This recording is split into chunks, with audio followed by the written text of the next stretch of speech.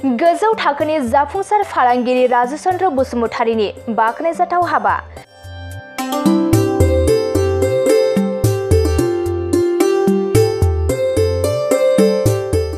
चिरां जिल्ला भाटारमारि गामिनि सासे गोजौ थाखोनि जाफुंसार फालांगिरि राजु चन्द्र बसुमतारीया गावनि आंगो गामिनि भाटारमारि गुदि फरायसालियाव HSLC आरो HS आनजादाव उथ्रिसार जानाय 60 फरायसा फरायसुलिफोरखौ बरायनायजों लोगोसे गंजि साइकेल आरो उन्दै उन्दै हौवासा हिन्जावसाफोरनो खाथा फावथेन रानना होनानै गोग्गो सोलोंथाइ लानो थुलुंगा होयो राजु चन्द्र बसुमतारीया।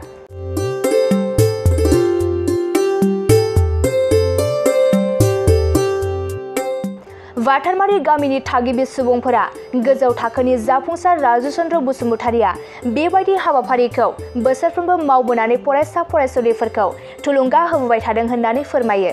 लोगोसे बे हाबाफारियाव गाहाय आलासि महरै बाहागो लाफैयो सिडलिगुदि बर' थुनलाइ आफादनि आफादगिरि प्रदीप नार्जारी आरो गामिनि गोबां सानसुमैफोरा बे हाबाफारियाव बाहागो लायो। आच्छा, दिनै 26 मे 2024 दिनै भाटारमारि गामियाव राजु बसुमतारी सासे फार्स्ट क्लास कन्ट्राक्टरनि बानजायनायाव दिनै नैबे गामियाव जे रायजो राजाखौ लानानै जोंनि नैबे भाटारमारि गामिनि HS आनजादाव उथ्रिसार जानो हानाय HSLC आनजादाव उथ्रिसार जानो हानाय फंबाय बिनानावमोनखौ बिथाङा सिगांनिफ्रायनो फालिबोबाय थानाय बायदि फालिदों देग्लायबो। दा बे फालिनायनि मेन थांखियानो जाहैबाय बिथाङा नैबे गामिखौ लानानै गिदिर थांखि दङ आरो बे फंबाय बिनानावमोनखौ लानानै बिहा बिराद गिदिर सिमां नुनाय दङ। जाय सिमांखौ बिथाङा मोगथाङाव लाबोनो थाखायनो थुलुंगा होनायनि असिलायै बे हाबाफारिखौ लाबोबाय थादों। दिनैजों 4थि खेब जाबाय। दा दिनैहाय मेट्रिकआव जोङो 3 बिजाथिखौ बरायनो मोन्दों आरो HSआव गासैहाय 6 जन बिजाथिखौ जोङो 7 जन बिजाथिखौ जोङो बरायनो मोन्दों।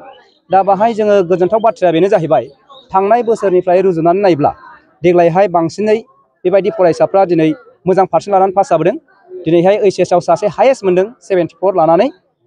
बिनानावनि नामानो जाहैबाय सुजुमा बसुमतारी आरो मेट्रिकआव जाहैबाय सासे जोंना मेगा होननाय। दा फंबाय बिनानावमोननि जोङो इयुन जिनाखि थांखि बे थांखिया जाफुंथों बेखौनो लानानै जोङो रायजो राजाया बयबो ओंखारनानै बोर होनायजों लोगोसे आनान गसाइनाव आर'ज बिदों आरो जोङो बेजों लोगोसे जोंनि राजु चन्द्र बसुमतारीया फार्स्ट क्लास कन्ट्राक्टर हिसाबै दिनै गावनि जाफुंनायजों लोगोसे मालायखौबो जाफुंजानायखौ लुबैदों जिउआव। आरो बे ओनसोलनिफ्राय जोंहा बुंनो थाङोब्ला बे गामिनिफ्रायनो जोंहा ADC गोदो गोदायनिफ्रायनो जानाय दंमोन आरो बेखौनो बिथांमोनहा जाजाबफिननो लुगैदों आरो बे लेगेसिखौ बिथांमोनहा लाखिबाय थालांनो थाखायनो नैबे गथ' गथायनि सायाव थांखि दङ आरो रायजो राजाया बेखौनो लोब लोब ओंखारनानै दिनैहाय बरायफैदों आरो। फरायसाफोरखौ नोंथाङा मा बोसोन होनो सानो जिहेतु बिथांमोना मेट्रिकखौ पास जाबाय हायार सेकेन्डारि उथ्रिसारबाय मा बोसोन होनो सानो? बेथ' जोंनि थांखियाव जिथु मानि बिराद गिदिर थांखि दंखायो। दिनैहाय जाय बिनानावमोनहा जाय फंबायमोनहा मेट्रिक पास जादों आरो जाय फंबायमोनहा जाय बिनानावमोनहा HS पास जादों बेथ' जास्ट जागायजेननायसो। जाहा जाहैबाय जोंना दहाय बुंखानाय बायदिनो miles to go बिफर I slip. जाहा उन्दुनायनि सिगांनो गोबां मानि खामानि मावनांगौ बा थांनांगौ दङ। दा नैबे HS पास जानाय बा मेट्रिक पास जानायावनो जाहाथे मानि जोब्बाय होननानै साना आरो बे जागायजेननाय हिसाबै बिथांमोनहा मोनसे बेखौ जांख्लाखौ बारजेननाय हिसाबै लानांगोन आरो बिनिफ्राय गोबां थांखि नाजानायाव गोबां मानि हान्था मेला हान्थिनांगौ जायो, जेंना सैनांगौ जायो। जाहाथे मोनफ्रोमबो जेंना जेंगोनायाव गोजोनथाव खौरां, नोंथांमोननि थाखाय मोनसे गोजोनथाव खौरां लानानै फैदों।